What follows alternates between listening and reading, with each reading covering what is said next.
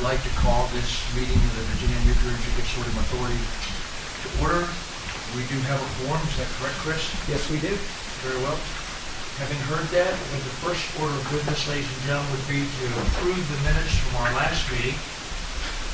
And they should be with you, they should have been sent to you. And hopefully you've had a chance to look at them from our Thursday, August 25th, 2016 meeting. Do I have a motion to approve? So moved. John, second? Second. Jim, second. Any discussion? Hearing none, all in favor, state by saying aye. Aye. Any opposed? Very well, thank you, it carries. Our next order of business is going to be really interesting, is the Virginia Nuclear Consortium update. And I know they've been... Oh, to the presentation, yeah, I'm sorry. Well, just for the sake of introducing everyone. Yeah, there's some people here we don't know. Thanks so much, Chris. So why don't we start with round, you want to start, Gary? I'm Gary Tepper. I'm the chair of the Mechanical and Nuclear Engineering Department, which is the vice chair. Vice chair of the authority. Hi, I'm Pam Nark. I'm the Executive Associate Dean for Research of the School of Engineering at the University of Virginia, Professor of Mechanical and Electrical Engineering. Al Christopher, Department of Mines, Minerals, and Energy. I'm the director of the Energy Division. I'm Erica Gray of Virginia Sierra Club. I'm Bob Bailey with the Center for Advanced Engineering Research. I'm Mary Alice here with the REVA. Ken Stoller with the Virginia Economic Development Partnership. Margaret Connell, the Board of Eric Jenkins, Nuclear Sales Manager, Sulfur Pumps. Woody Lawman, Director of Sales for Nuclear and Navy Products, Flowserve Winterthur. Tom James, Director of Public Affairs with the REVA and member of the Consortium Board. I'm Marshall Cullen with the Consortium. April Ray with the Consortium. And John App, representing the Virginia Community College. Outdoor News and Politics Board. I'm Chris McDonald with the Department of Mines, Minerals, and Energy. I serve as staff to the FOP. I'm Donald Hoffman, the President and CEO of Excel Services Corporation, and currently serve as the chair of the authority. It's a pleasure to have each and every one of you with us today. Thank you. Here's Mr. Silver speaking to me. So, okay. Sure. So with that then, I assume I'm offering over to you, sir. Are you ready to go? Yes. With the consortium update? Thank you so much. Thank you. Hi again. I'm Marshall Cullen with the Consortium. We prepared two slides to, put the name in the packet. Yes, so they should be in the packet behind the minutes in your left hand. Because I'm going to barely see that screen myself. So, we have some slides in the package to update you, and then also in the package is the more comprehensive our 2016 report, which we have submitted to the authority for inclusion in the annual report that they will file. So between the two of them, hopefully you can get a sense of some of the things we're doing. A couple things I'll just kind of chat about and then be open certainly for questions. One is we're kind of in our second year now of operation. It started July 1 of 2015. We're now in year 2, and happy to report that everybody who originally signed up and joined the consortium renewed their membership and paid their dues. So we take that as a good sign, and so far we're trying to do something that's helpful here. And the board of the consortium, which Tom sits on for REVA, does meet mostly by phone every month. We have a monthly phone call where we kind of go over things, and then maybe once a quarter we have an in-person meeting. We had a lengthy meeting just 2 weeks ago in Richmond, keep in mind a number of other activities while we were in town. We earlier in the summer adopted a strategic plan, kind of an internal document to clarify priorities and talk about some of the things that we wanted to do. And so in the slide, I've kind of summarized some of these things under the title of priorities and actions. And they range from kind of general to specific. The board has indicated wants to do more to influence public policy, both at the federal level and state level, with respect to the nuclear industry in Virginia, to present ideas, recommendations on policies at both levels of government. One of the things, the federal side of that is that we're going to start having some meetings with the congressional delegation with an agenda of some issues concerned about what's happening in the nuclear industry across the country. And I'm happy, as I'm sure many of you are, about the closure of reactors. And we're going to be developing some data and some information about the impact of those kinds of actions on Virginia. And even though the Virginia reactors are running along just fine and very well, nevertheless, we have suppliers here in Virginia and others, and I think that we ought to be communicating more about that kind of impact and about the importance of nuclear to the energy mix of the U.S., as exemplified by its strong role here in Virginia. So the other kind of key policy thing we want to talk to the delegation about is that we feel that there should be more nuclear research dollars coming into Virginia.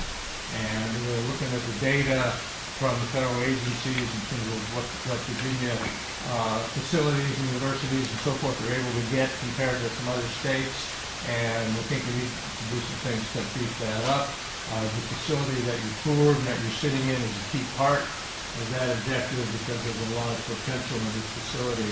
And while we don't have Grant A or Grant B particularly in mind, what we think is important, and we've actually had some talks with the key executive of DOE, is to educate both the delegation and the federal agencies about the facilities that we have here, about the capabilities that we have here in Virginia, so that when our grants start coming in, we're operating from a higher level of understanding and knowledge. And so those are the kind of things we're going to do there with the federal delegation. And we had a meeting of all our member companies, government affairs, federal government affairs people, 6 weeks ago or so, talked about this idea and make sure we're coordinating with all those offices very well, and talked about some other possible things as the new Congress gets underway, the new administration, maybe some new issues with respect to the nuclear industry. It could be dealing with spent fuel, we're dealing with advanced reactors and things like that, that we're going to get active and communicate our feelings and positions on that to the delegation. At the state level, focusing on a couple of things. One is workforce. And what I'm always saying about workforce is, from the perspective of VNEC, there's a lot of people doing a lot of things on workforce. And I haven't felt that we should simply replicate that, duplicate that, or just kind of get lost in that course, but rather perhaps we can look at some specific ideas coming out of that we can take on and make some progress on. So there's a couple things that we started to have discussions with both Central Virginia Community College, a wonderful facility that's a leader in some of this stuff. And in Richmond, we were there. We met with the Chancellor's Office of the Community College System. We met with the Department of Education. And we have some ideas that Virginia ought to start taking a look at creating an energy cluster, an energy workforce cluster that has 16 clusters, none of which are specific for energy. There is a science and technology cluster, but we think there's some merit in having a greater focus on energy through adoption of a workforce cluster. So we're beginning to develop some materials to define what that is, how it would benefit the state, and why we think the state, through the Department of Education, ought to take a look at that. Secondly, we had a very excellent meeting in the Chancellor's Office, which was in Healy, and we in the community college system are going to kind of have a career type day in January in Richmond, in the first quarter, maybe January, where they're going to help bring in the right faculty from the community colleges, the right faculty folks from the high schools. We're going to add the universities, and we're going to spend the day talking about what are the energy workforce needs, and with a good focus on nuclear.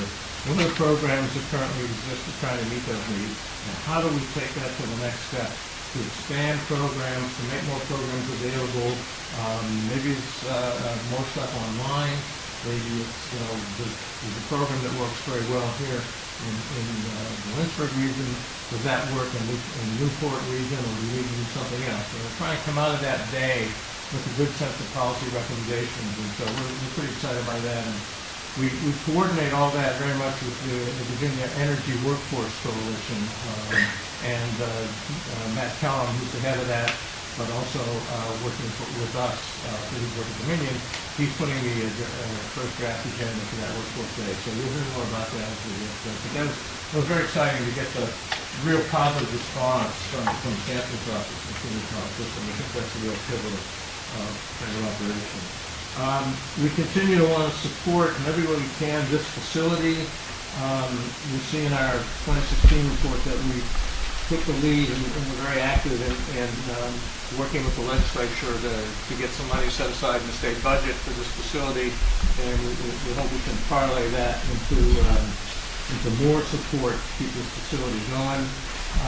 We had a meeting recently with the Chief Technology Officer of the Department of Energy, and we're going to follow up on that. He's very interested in how DOE might be able to work with a group like VNEC because of its kind of uniqueness and its ability to bring together a lot of different players from the industry here in the state.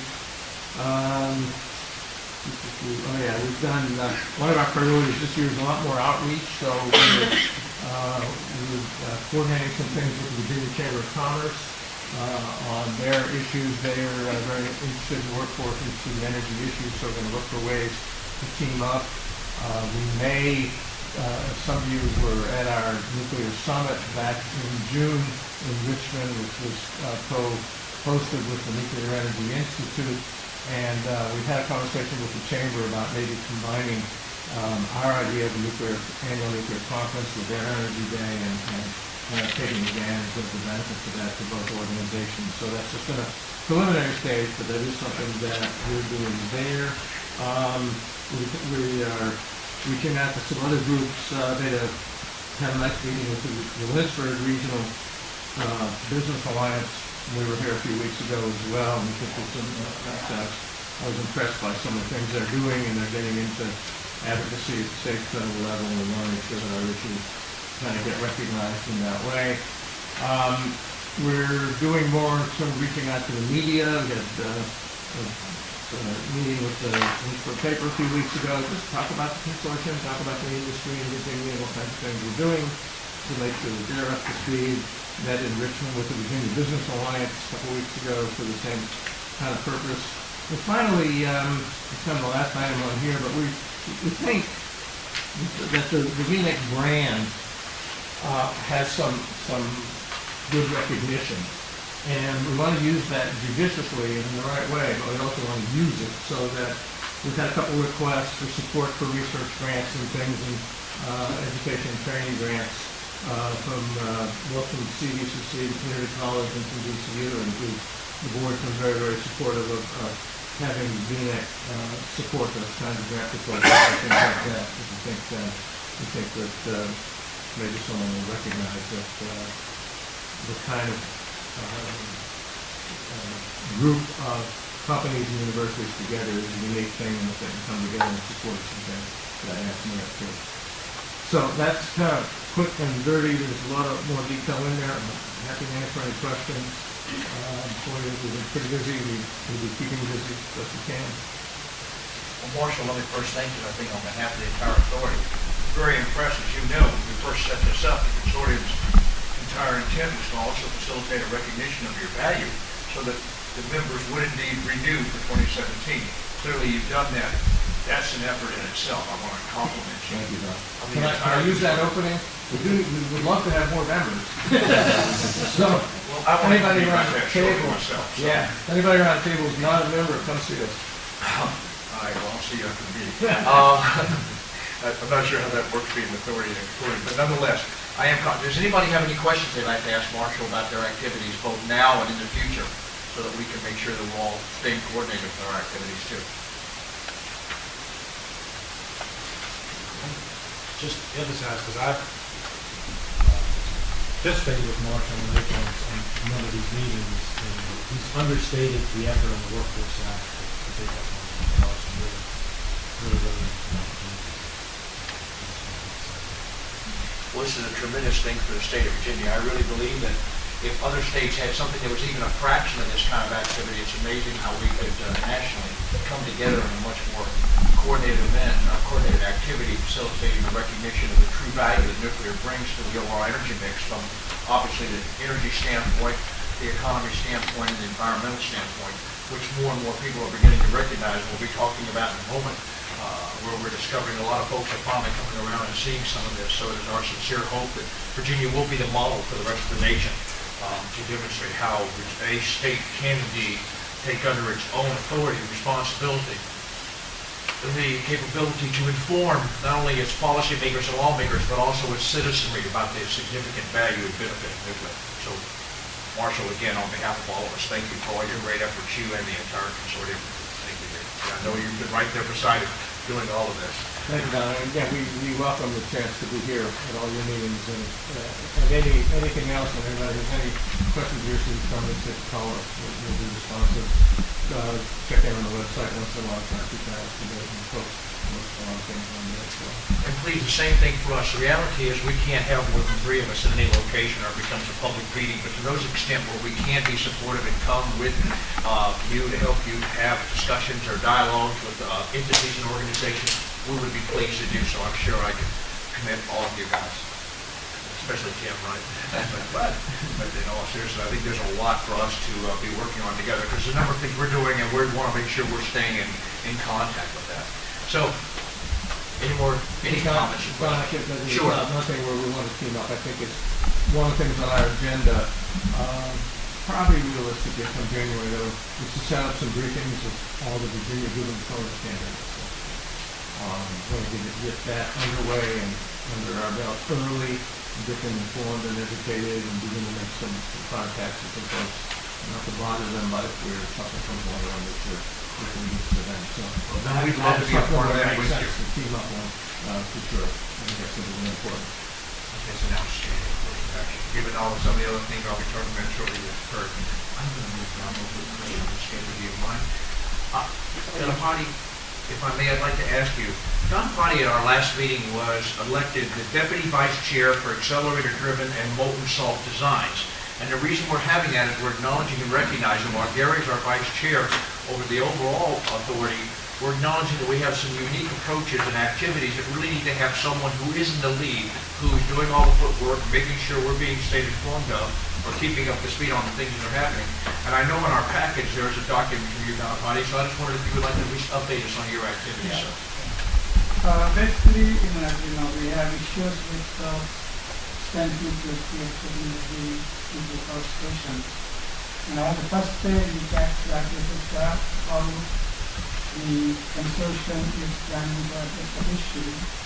So that's the first abstract that will be presenting at the International Highway Waste Management Conference in North Carolina next year. Basically, we have time to take a look at that. And then another abstract which basically shows what is the future of nuclear energy from our point of view, chemistry is the problem and acceleration of the solution. And that deals with the second abstract. And the third abstract is basically we are trying to set up a spontaneous fission neutron standard for high-level we need to go through that.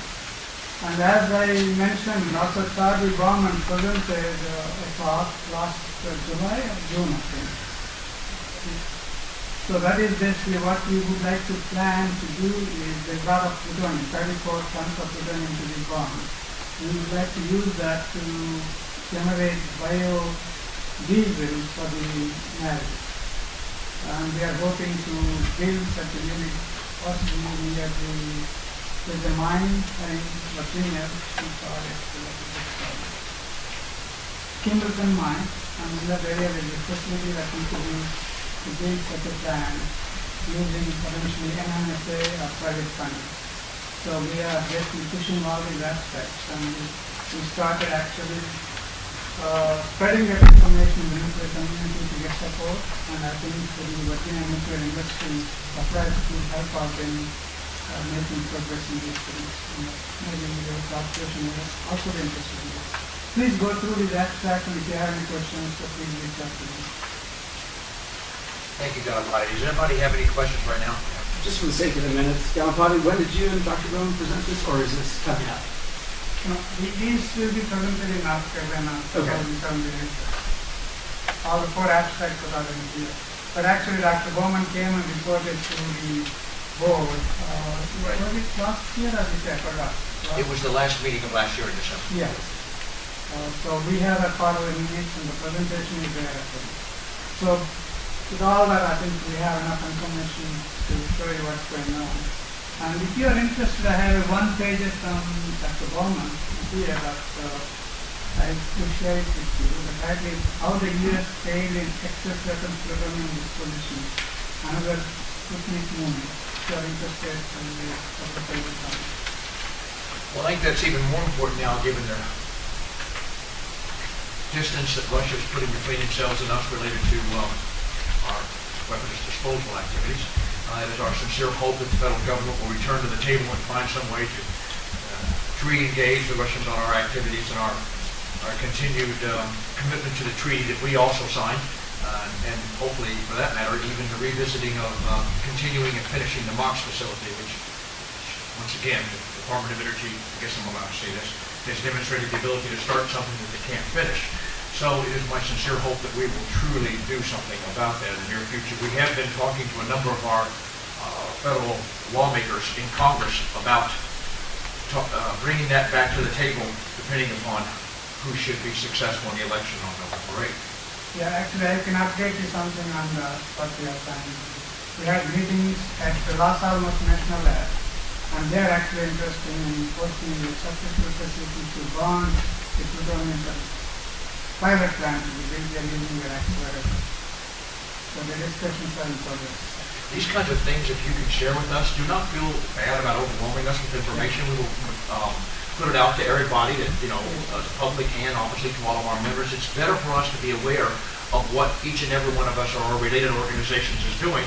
So because we might be doing something ourselves and not be aware of that, not only the duplication or maybe an activity that's going in an opposite direction for some unknown reason. Yeah, I would propose to include a synopsis of the abstract as part of the annual report. Okay. But I'm speaking more generally about not just the activities you're conducting. And as you get closer, Ganapati, and you start having a plan, if you will, that you know what you're going to do, when you're going to do it, if you have any advanced planning, please send that to Chris and I so we can make sure everybody gets it, okay? Because, as I said, there are probably people that would like to attend and be there, be present from the authority, and we'd like to make that happen.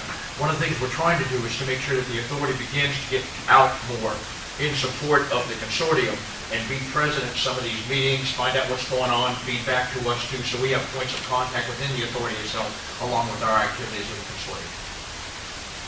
So if there are no more questions then for Ganapati, I'll move on to the next topic, which would be the 2016 annual report, which now becomes Roman numeral 5. Chris, you're up. All right. So I know it's everyone's favorite activity of the year. Thank you for sending in your updates and comments and edits. I know this is kind of a bear to everyone work on and send back, so I really do appreciate the time and effort you all put in. I think the way we did it last year works fairly well, going through the actual proposed changes and edits, either discussing them and voting on them individually or discussing them and voting on the document as a whole at the end. That's at the discretion of the authority itself. But if there's no objection, I can just start working through the revisions. Yeah, what I'd like to do then, because we won't know if anyone has an objection, if he brings up a change and you do not agree with the change, that's the time to annotate or to indicate to us, because otherwise our assumption is going to be when we get to the end that you're going to agree to a single vote on all the changes. Now that could change, that could be altered if there's something that changes, let's say on page 2, but something that changes on page 6 changes that page 2 change. And you want now to have some other variation of that, then we can revisit it then. But otherwise, in its own right, if you find it acceptable, fine. If you don't, indicate to us at the time. Go ahead, Chris. Let me ask just a process point here. Have you, or can we, in the interest of not going through every single change. Has anyone registered any discussion or disagreement with the existing draft? I'm not aware of it, Chris. I've read the existing draft and I haven't indicated any. There's a couple of minor things that I might have worded differently, but since the whole group appeared to accept it, I didn't see any reason to debate it. Largely, most of the changes were fairly mundane, updating the asset inventory, whether it came to, various companies in Virginia, or updating the activities of BNEC. I've just received a new report, which I've included in here, and I've sent it out as well. So really, a lot of it was just kind of a status check. The only really substantive changes that do merit discussion would be the recommendations and a possible discussion of the goals of the authority. But otherwise, the vast majority of the changes none of them really registered any sense. Yeah, the biggest change is on page 7 when he talks Right. about the connector goals. Right, that's the one section I think we probably should talk about. Do you want us to just take, Mary Alice, you probably have a good point. Do you want us to just take a moment, read the first several changes on up to page 7, and then and if you don't have any problem with that, at the next 2 or 3 minutes, then we'll start on page 7. Bingo, that's what I was saying. Proposal accepted, Mary Alice, thank you. The first real change, and the recommendations came to recommendation number 4. And that was, it was fairly outdated since it was left over from pre-CPP issuance and stay. So I didn't know if there was anything that was wanted to update or mix. She was saying better by reading page 7. And if they don't have any problem, then we'll start on the goals, which is probably the most controversial, mini controversial aspect.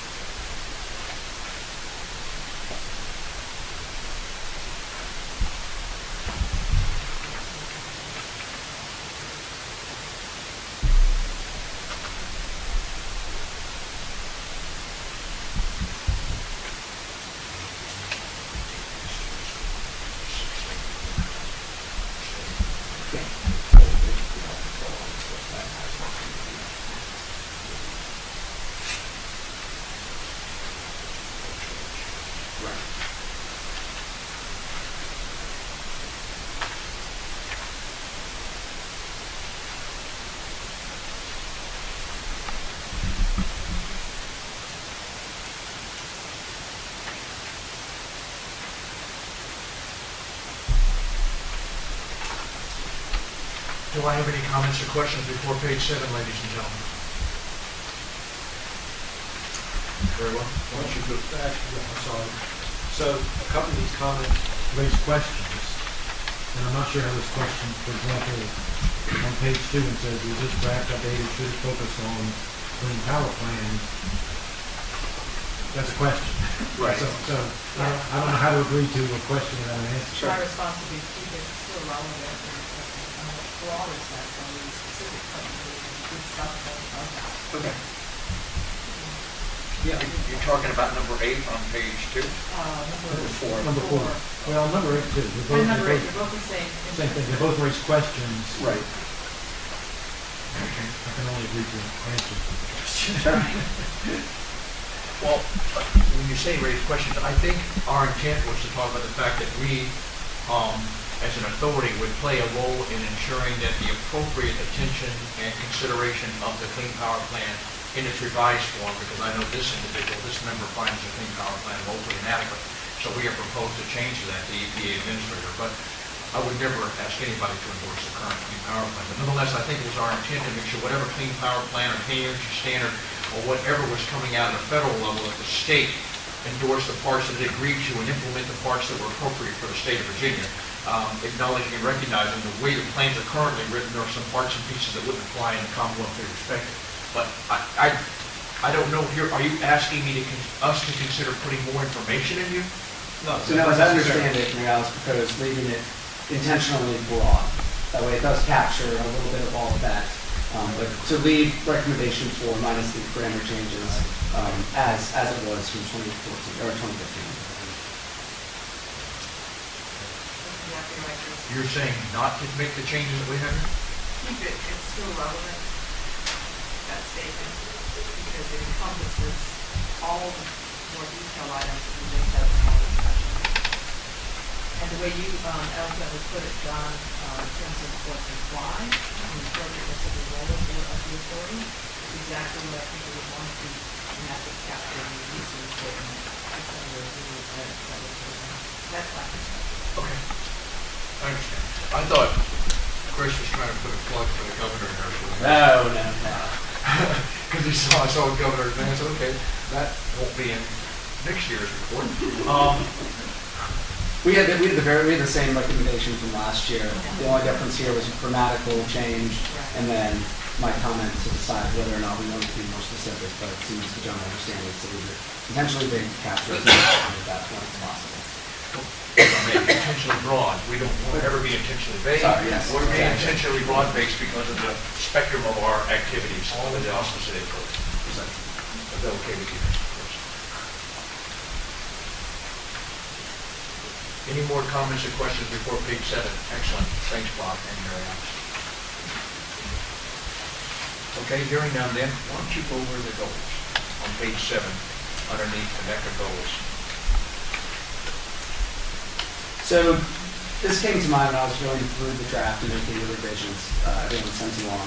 The original goals and priorities page listed the goals that the authority identified for the consortium, though what was glaringly absent upon the review was that there were no goals identified in this document outside of the goals even under enabling statute for what we want to see this authority become or what we want to see this authority do as this year wraps up and we embrace 2017. So the one that continued to come up, we've heard a number of presentations about that here, both from Donald as well as David Christian had made the recommendation to make retention of existing nuclear assets a key goal of the authority.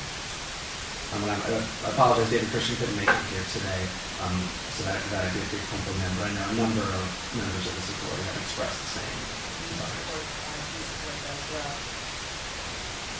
This may sound overly intense. We have 5 responsibilities on the top of page 5. We have appropriate goals for each of those responsibilities. So that's another section that could use a nice overhaul. Are you looking at the authority to retain the following So responsibilities? development, adoption, this is stuff to do. Development, adopt strategic plan. Right. Consortium. There should have been a comment added there since the strategic plan was developed in 2013. This consortium was established. So Yeah, maybe that could be there's- updated. Yes. But those still remain 5 things Sure. to do. And so our goals should certainly somehow match to the things Coincide that we with do. it. Okay.